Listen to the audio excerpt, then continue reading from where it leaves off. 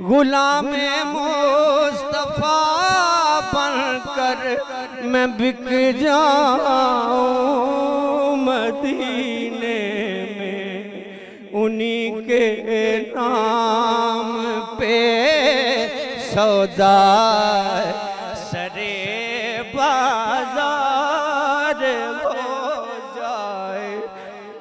غلام مصطفیٰ بن کر میں بک جاؤں مدینے میں، انہی کے نام پہ سودا سرے بازار ہو جائے۔